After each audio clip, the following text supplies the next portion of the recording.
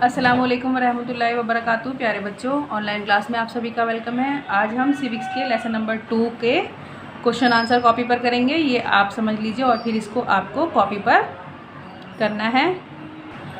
Lesson का नाम है आपका स्वास्थ्य में सरकार की भूमिका। तो ये आप पढ़ चुके हैं कि स्वास्थ्य में किस तरीके से सरकार की भूमिका होती है। चलिए पहला क्वेश्चन देखते हैं हम। इस अध्याय में आपने पढ़ा कि स्वास्थ्य में सिर्फ बीमारी की बात नहीं की जा सकती, कि सिर्फ बीमारी ही स्वास्थ्य से रिलेटेड नहीं है बल्कि और भी चीज़ें हैं। मैंने आपको बताया था कि खाने पीना उनका और पानी सभी चीज़ें स्वास्थ्य के अंदर आती हैं। संविधान के लिए गए एक अंश को यहाँ पढ़िए और अपने शब्दों में समझाइए कि जीवन का स्तर, यहाँ पर कॉमास में लिखा हुआ है, जीवन का स्तर और सार्वजनिक स्वास्थ्य के क्या मायने होंगे। इन दोनों को आपको एक्सप्लेन करना है संविधान के अनुसार। अब ये जो लाइन है ये संविधान के अंदर है, इसीलिए इसको इन्वर्टेड कॉमास में किया गया है। पोषणाहार स्तर और जीवन स्तर को ऊंचा करने तथा लोक स्वास्थ्य का सुधार करने का राज्य का कर्तव्य है। यानी कि ये दोनों जो कर्तव्य हैं, पोषणाहार और जीवन का करना, पोषण अच्छी तरीके से मिले राज्य के लोगों को, ये सब किसकी कर्तव्य हैं? राज्य सरकार की। तो आपको क्या एक्सप्लेन करना है? जीवन का स्तर और सार्वजनिक स्वास्थ्य। देखिए जीवन का स्तर लिखेंगे आप हेडिंग और फिर इसको आगे एक्सप्लेन किया गया है। संविधान के उपरोक्त अंश में उल्लेखित जीवन का स्तर को ऊंचा उठाने से अभिप्राय कि क्या मतलब है? जीवन का स्तर ऊंचा उठाने का क्या मतलब है? मनुष्य की मूलभूत आवश्यकताओं की पूर्ति के अतिरिक्त उसके जीवन के सभी पक्षों के विकास हेतु सुविधा उपलब्ध कराना। आवश्यकता क्या है? रोटी कपड़ा मकान होता है कि हाँ भाई उसे खाने के लिए मिल रहा है, रहने की जगह है और उसके पास कपड़े हैं, लेकिन इसके अलावा भी बहुत सारी चीज़ें विकास के लिए ज़रूरी होती हैं। उन सभी का यहाँ पर क्या करना है? विकास करवाना है, उसमें तरक्की होनी चाहिए। जैसे कि दवाई हो गई, उसको पूरा पोषण मिल रहा है, साफ़ पानी मिल रहा है, बच्चों का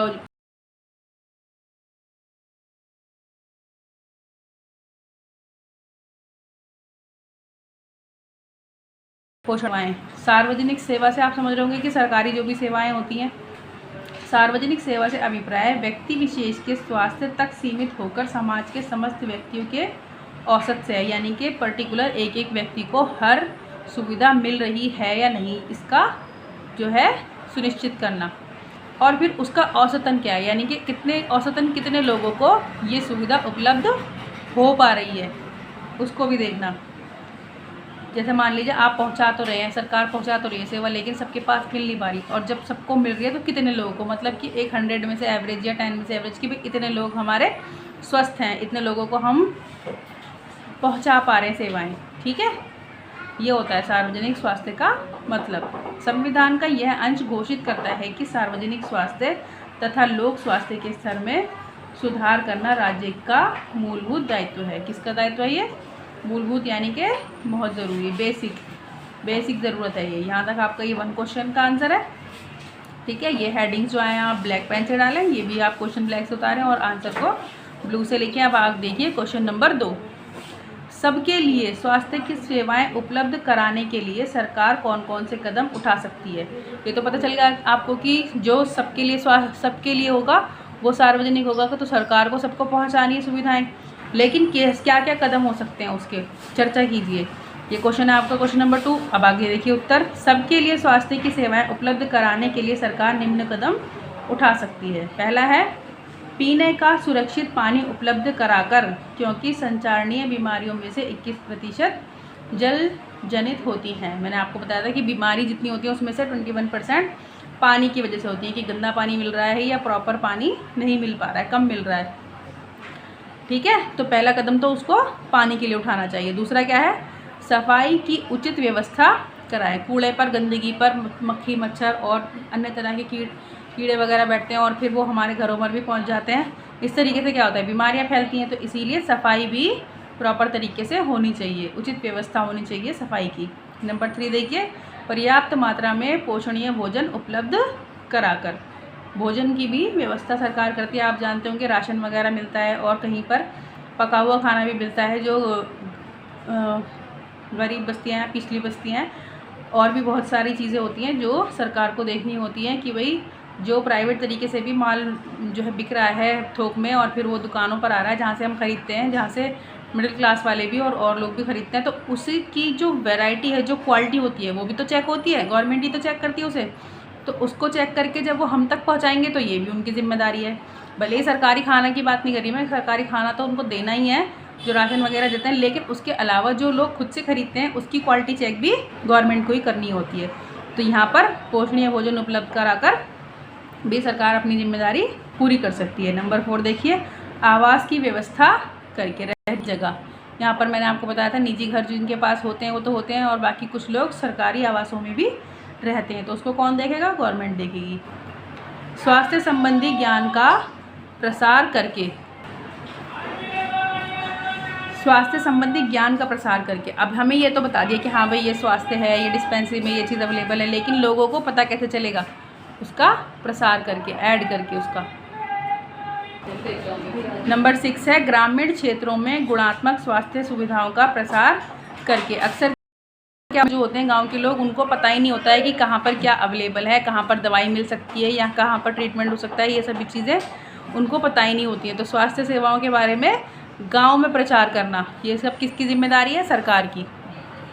अगला क्वेश्चन देखिए, आपको अपने इलाके में उपलब्ध सार्वजनिक तथा निजी सेवाओं में क्या क्या अंतर देखने को मिलता है? नीचे दी गई तालिका को भरते हुए इसकी तुलना कीजिए और अंतर बताइए। ये आप बुक में भर लीजिए, ये वाला क्वेश्चन आप कॉपी पर मत कीजिएगा, ठीक है? ये तालिका आप बुक में भर लीजिए। आगे देखिए, यहाँ पर आपको निजी और सार्वजनिक स्वास्थ्य लिखा हुआ है, यहाँ पे लिखी हुई है। अब आपको सेवाओं का मूल्य बताना है और क्या क्या सेवा उपलब्ध होती है वो बताना है। उत्तर देखिए, निजी सेवा बहुत अधिक मूल्य होता है, आसानी से उपलब्ध तो होती है लेकिन मूल्य बहुत अधिक होता है। सार्वजनिक सेवा मुफ्त अथवा कुछ कम कीमत पर, मुफ्त भी होती है और कहीं कहीं पर बहुत कम पैसा अदा करना होता है, ये बताया था मैंने आपको। लेकिन इसकी प्रक्रिया काफ़ी लंबी है, टाइम लग जाता है, महीनों महीनों की डेट मिल जाती है, कभी ऑपरेशन की या फिर किसी चीज़ की। तो ये आप जो है बुक में ही भर लीजिए। आगे देखिए, क्वेश्चन नंबर 4, पानी और साफ़ सफाई की गुणवत्ता को सुधार कर अनेकों बीमारियों की रोकथाम की जा सकती है। उदाहरण देते हुए इस कथन को स्पष्ट कीजिए कि यानी कि अगर हमने पानी को साफ़ कर लिया, सुरक्षित पहुंचा दिया, तो हम बहुत सारी बीमारियों से बच जाएंगे। कैसे? उत्तर देखिए, यह कथन बिल्कुल सही है कि पानी और साफ़ सफाई की गुणवत्ता को सुधार रोकथाम की जा सकती है, क्योंकि पहला कारण है संचारणीय बीमारियां पानी के द्वारा एक दूसरे को लगती हैं। इन बीमारियों में से 21% बीमारियां जल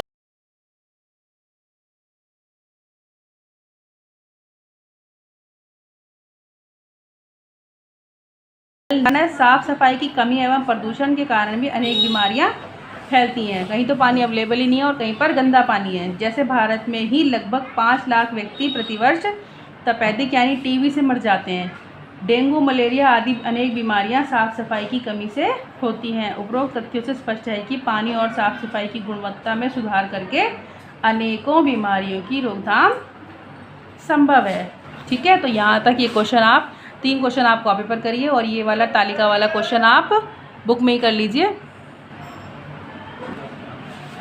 ठीक है बच्चों, मिलते हैं हम नेक्स्ट वीडियो में। तब तक के लिए अल्लाह हाफिज़। अस्सलामु अलैकुम वरहमतुल्लाहि वबरकातुहू।